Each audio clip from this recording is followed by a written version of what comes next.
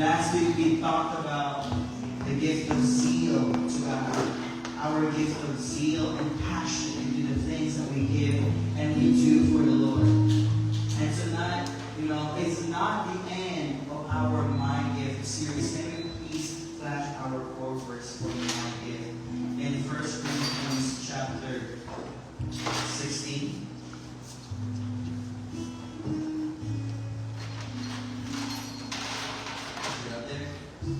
Let everything that you do be done in love, motivated and inspired by the love of God for us. We cannot outgive God. Amen to that. Amen. But the little that we have, God takes pleasure in. God is not looking for perfection. He's just looking for your heart, for you in your offering, for your intention, for your affection, for your attention, even for your intention. So,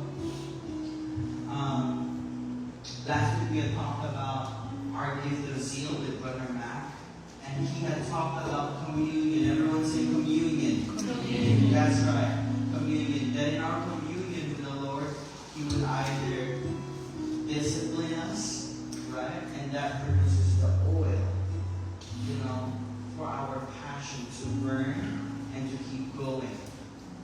And we should not forsake the discipline of the Lord, because God is teaching us and molding us to be effective for His pleasure, effective for our season. And when we please the Lord, it brings us to our purpose of who we are and what we are. Amen to that? Amen. The other thing that Brother Mac talked about last week was our gift of zeal to God. Passion was, what's the second one again? Wine. And the thing here is, what are you filling yourself? We kind of like describe passion as kind of like the infilling of the Holy Spirit.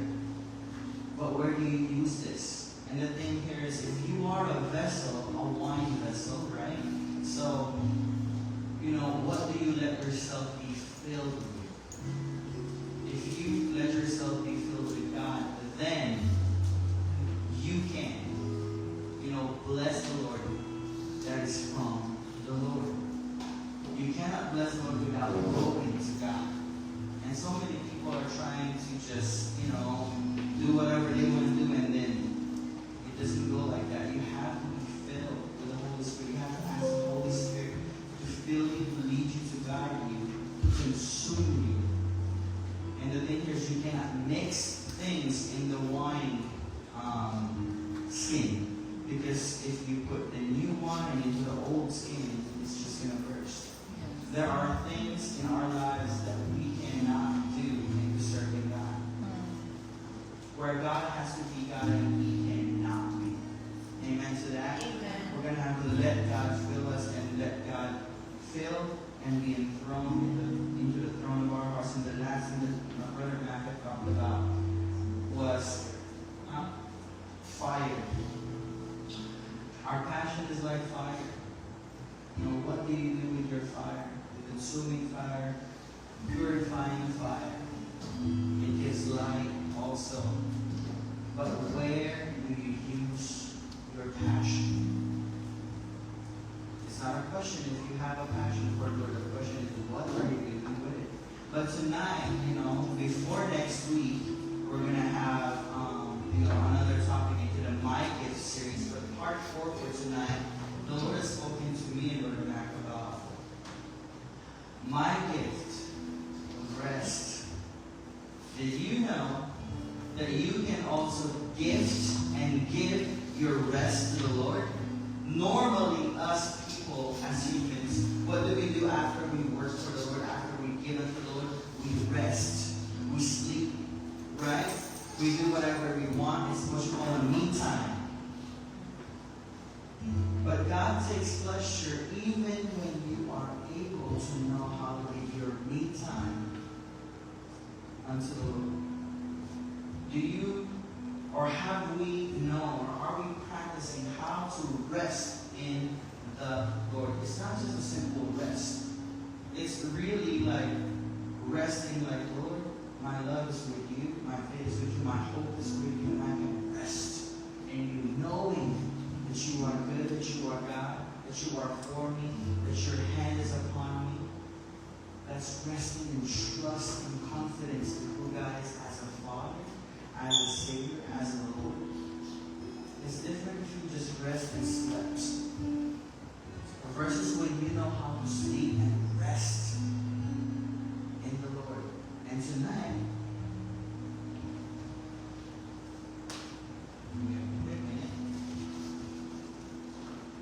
our core verse is, come to me.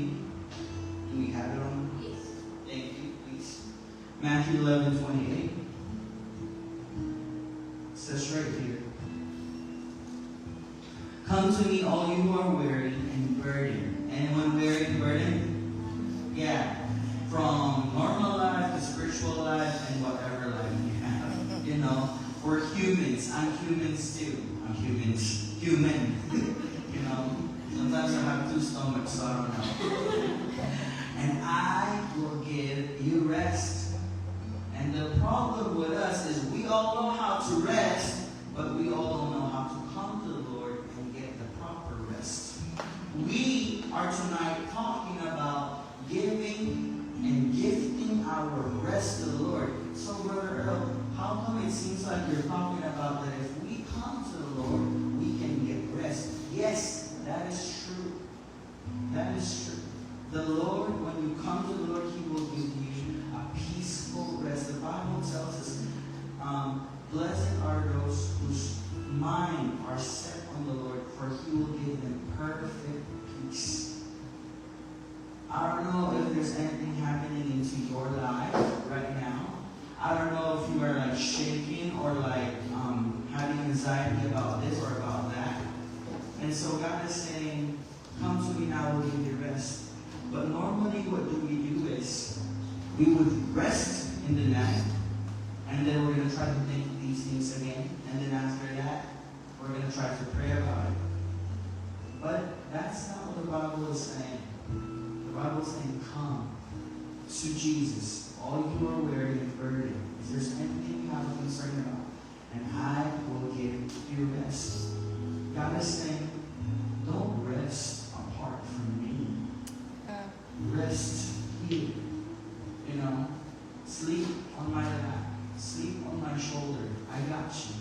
Come here. God is inviting you not to live life alone, but to let Him be God into your life, into your season. He will give you rest. It's not about that you got this. It's not about that you're already good at this. It's not about that you already have an experience about this. It's about how you and God commune into this. That even in the rest, you are still acknowledging and embracing who God is.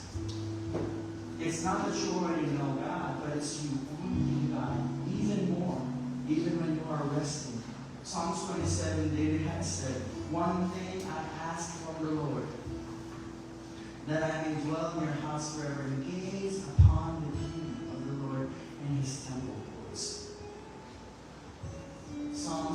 The book of Psalms even tells us, better is one day in your courts than 1,000 elsewhere. We all know how to rest physically, emotionally, and mentally. But nothing beats it when you find out how to rest in the Lord spiritually. Because man is not just soul and mind and physical body. We are also a spirit. We also have a spirit in ourselves, and that spirit must need to yield to the presence of God. Amen to that? And so, before I invite Brother Mac for the second part of the message, I will be talking real quick about the misconceptions about resting. You know, struggles about resting. Resting is resting in who God is. Not in who you are, not in what it is, not in what it seems like. But resting is resting in who God is. Psalm 62. Truly my soul finds rest in God. My salvation comes from Him. Truly my rock and my salvation. He is my fortress. I will never be shaken. Is there anything in your life that threatens you right now, that is trying to shake you? And if you are shaking, I guess that's a heart check. I guess God is saying, hey, let's go do this together. Let's level up your faith. Let's level up your love. Let's level up your rest in who I am and not in who you are. Amen to that? Amen. Psalm 73, verse 26. Asaph, when everything else is going good for everyone else, but it doesn't seem to go good for him, he rested in who God is. He said, my heart and my flesh may fail, but God is the strength of my heart and my portion forever. Rest in who God is. Not in what God can, but in who God is as your God. A God who is for you. A God who, when you call, He hears you and He goes for it. He does not go deaf on you. But you need to know how to call unto Him as a Father, as a Savior, as a God. Point number 2 that I have about misconception is resting is where God calls you to be. So many times in our lives, we rest where we want to be, but not exactly where God wants us to be. We can only find rest if we are where God wants us to be. How many of us have been resting and we are not where God wants us to be? Many of us were not even aware about it. There was one time in the Bible where David, as a king, as a warrior, as a ruler, as a commander-in-chief of the army of God, he said to himself, I want to rest tonight. I don't want to go in battle. I don't want to go serve the Lord right now. The Lord had called him for battle. And so we all know what happened. While he was resting, he was not where he needed to be, where God is calling him to be. So there was Bathsheba, and that was his downfall. And he sinned. He injured their relationship. And their son with Bathsheba had died. The Lord had not blessed it. You know. And David had mourned too about that. It had brought trouble and anxiety to David when he rested afar from the Lord. When he was resting away from the Lord and not where God had called him to be. Have you noticed in your life that when we are trying to get closer to God and when we are getting happy and getting closer to God, what happens? Life struck. Well, do you think that the enemy is going to sit down there and let you be all encouraged to the Lord? Of course not. He would want you to be discouraged all the more. Don't go to church. You don't need to go to church. You need to attend to yourself right now. Go to a place. Go to Starbucks. Go to the club. Go here, go there. Go to your other friends. Your other longtime friends. Go to the thing that you used to do. That used to give you pleasure and helps you forget about things. That's what the enemy is telling us. But God is telling you, come. You need to be where God calls you to be. And that's where you will find rest. Amen to that. Amen. But you got to find out, where is God calling you in your season?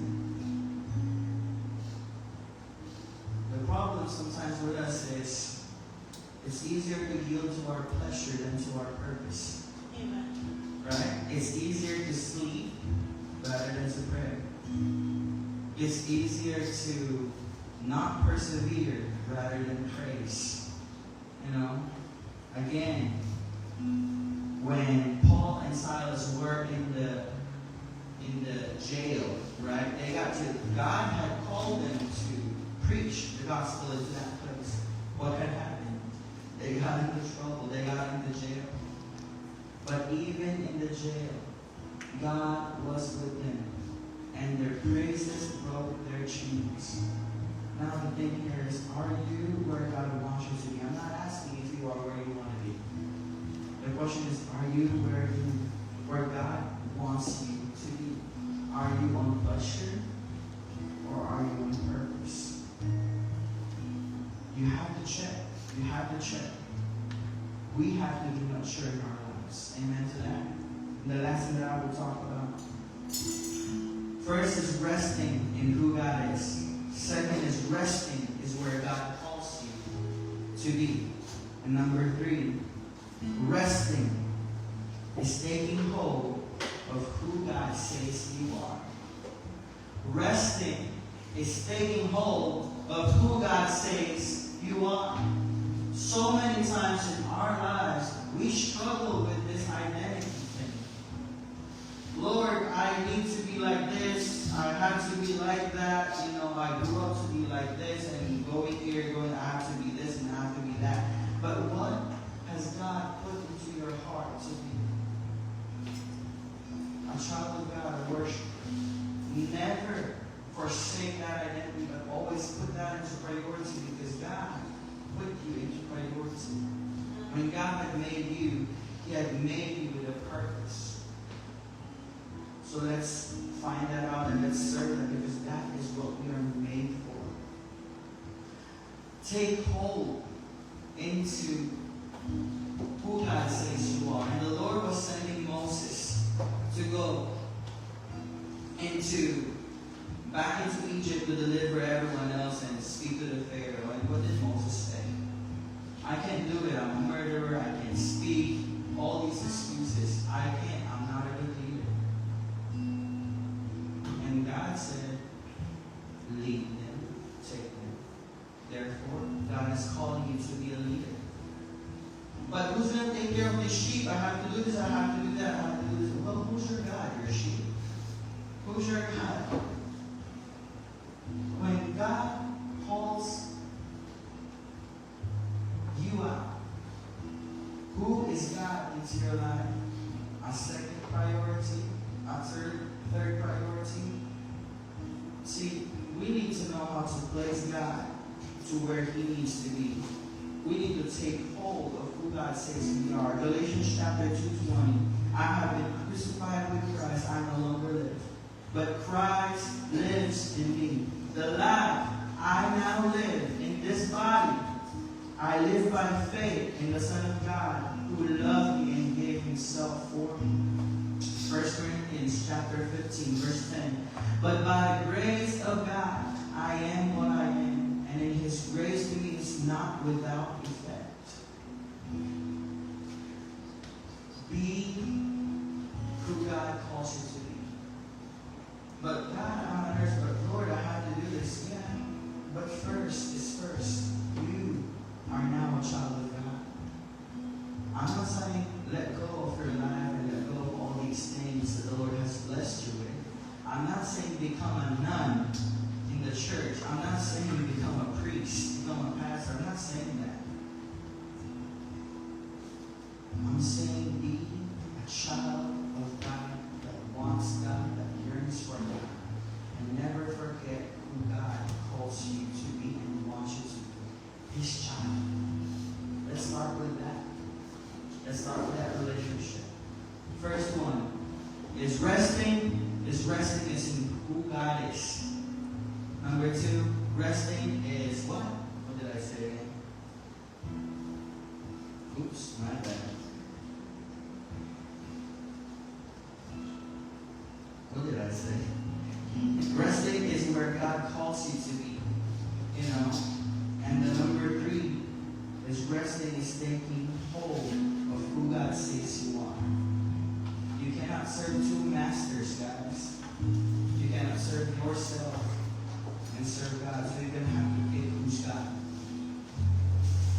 If you want rest and if you don't want identity crisis into your life, then take hold of who God says you are. You will find your identity. You will find rest in who God says you are. Amen. Amen. Hallelujah.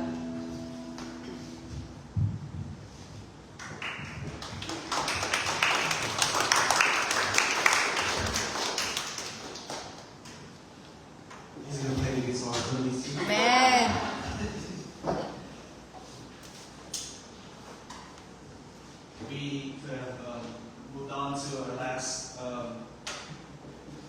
installment for this series, my gift, but it just so happened that God interrupted the series, and He wanted us to.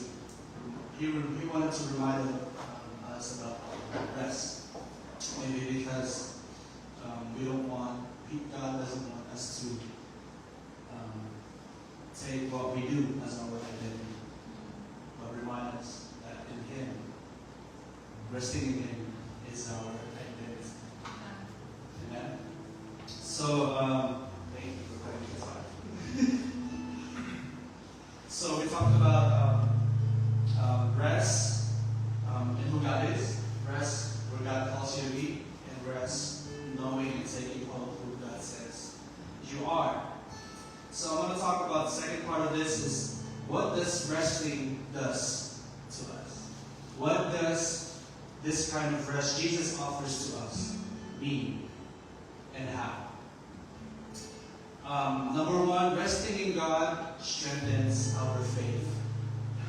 So this is what rest does. Right? Jesus tells us, "Come, all who are weary and labored, and I will give you rest."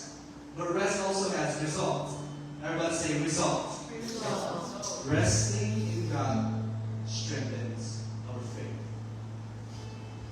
Resting in God strengthens our faith. How is our faith strengthened? Well, the moment that we enter God's rest, no longer do we function or operate in our own strength. We begin to realize that trusting God doesn't happen by striving, but it happens by relying more on His Spirit. Yeah. Zechariah 4:6 says, "This can only happen not by might, not by power, but by the Spirit." Philippians 4:13 says, "I can do all things, not by myself, but through Christ, who gives me strength." So then, resting in God means putting my faith in Him. Once again, Jacob, when he was walking in the wilderness away from Esau, after stealing the birthright, he got tired from running a long mile, and he ended up in the wilderness to a place where he doesn't know, to a place nobody even know what it means, nobody calls. So after he got tired, the sun was setting down. He laid down and he grabbed one of the stones and he laid down and fell asleep. And in his sleep, he had a dream where he saw angels coming down with a ladder from heaven, up and down, up and down. And then he saw heaven open. When he woke up, he said, "How awesome is this place? This is none other like the place of God." And he said, "This place, I will call this place Bethel, which means the house of God, because I was asleep. The Lord was in this place, but I was not aware of it." We can only see who God is when we rest. The moment Jacob rested, he found that God was with him. He found who God is. And the Lord promised him, "I will never leave you until I have done what I have promised you." And we were thinking about this. Jacob wasn't even deserving of the gift or the birthright because he stole it. Yeah. But the moment that he rested, the Lord told him, "I will not leave you until I have done what I promised you." Wow. Amen. Resting means putting God, our faith in Him. Not by might, not by power, but by Spirit. Number two, resting with the Lord secures or reassures our hope. Proverbs 13 says, "Hope deferred makes the heart sick. Hope broken makes the heart sick." But Isaiah 49:3 says, "But those who hope in the Lord will not be disappointed." Amen. Those who hope in the Lord will not be disappointed. Natural or physically resting is taking a break. Can we agree? Yes. Natural rest is taking a nap and eating a snack so we can work again. But spiritual rest is clinging to God, surrendering and understanding that He is able to bless us exceedingly, abundantly, above and beyond, more than we think, ask, or imagine, according to His power working in us. Resting naturally is sleeping and eating. But how do we rest spiritually? We rest by clinging unto God and hoping in His word. The Lord said, "For I know the plans I have for you." Yeah. What are you working? Where are you going? There's a question that we posted up there. Where are we going? What are you doing? How long are you going to keep going? I know the plans I have for you. You may think left. You may think right. You may go to the depths of the sea. You may go above the heavens. But I know the plans I have for you. Plans to prosper you and not to harm you. Plans to give you a hope and a future. Rest, knowing that God knows what He's doing. Amen. Rest, knowing that God knows what He's doing. Yeah. Resting in God means realigning my thoughts into His ways, realigning my hope in what God promised. Because at the end of the destinations that I'm going with, based on my way, it doesn't get me nowhere. Because He knows. And He is the way. And He has the way. Amen. So when I rest, I remind myself, oh, I'm not going my way. I'm going His way. Because He has the plan. And He knows where I'm going. And then the last one is rest with God, with the Lord, rekindles our love. Number one is resting in God puts our faith in Him. Number two is resting in God place our hope in Him. And lastly is resting in God means rekindling our love for Him. Romans 3:13 verse 8 says, "Owe no one anything." It's a bold statement.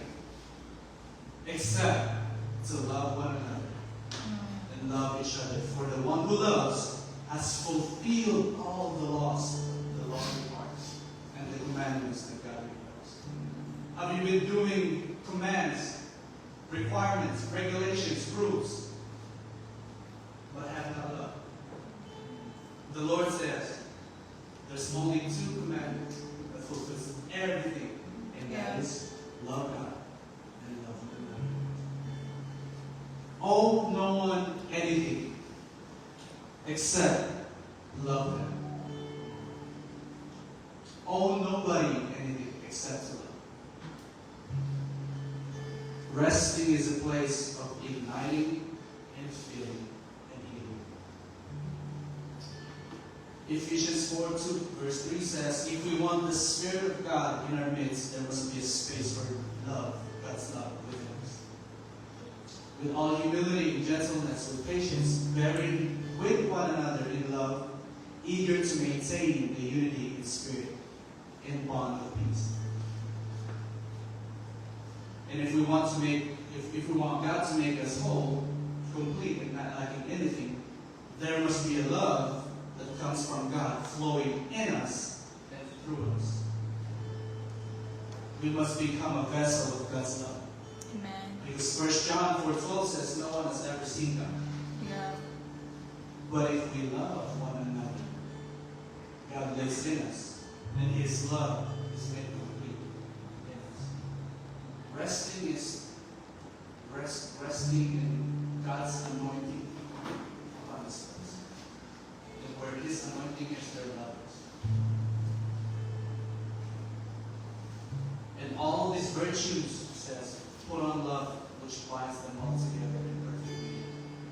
Without love in this place, there would be no preaching, there would be no worshiping, there would be no service. And this is not a program, this is a picture of God's love for us. Because when we dwell together, it's only a church because you're here. It's only a place of love because we are here. And whoever loves knows God. Because God is love. 1 Corinthians 13 says, love bears all things, believes all things, and endures all things. So in sum up, resting in God means dwelling in His love. Can we dwell in His love now? Come to me, all who are weary and heavy laden, and burdened, and I will give you rest. Rest means dwelling in His love. Can we all stand this evening?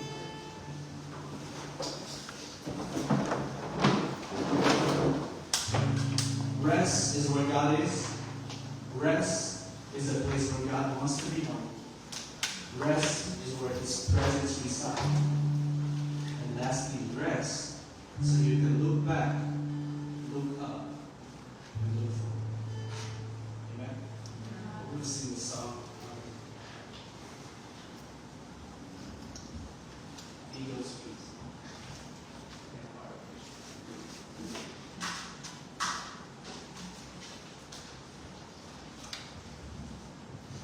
Can we close our eyes and pray? Lord, thank you, Lord God, that even when we are tired, oh God, you invite us to rest in you, oh God. Help us, oh Lord, to give and give you our rest, oh God. That even our rest time, oh God, we give it to you, Lord. Because you are all that we want, oh God. If you are not in something that we have, oh God, it's not worth it, oh Lord. But with you, everything is worth it, oh God. And in you is where we can only find rest, oh God. Help us to rest in who you are. Help us to find rest in where you're called us to be. Help us, oh Lord, to find rest in who you say we are, oh God.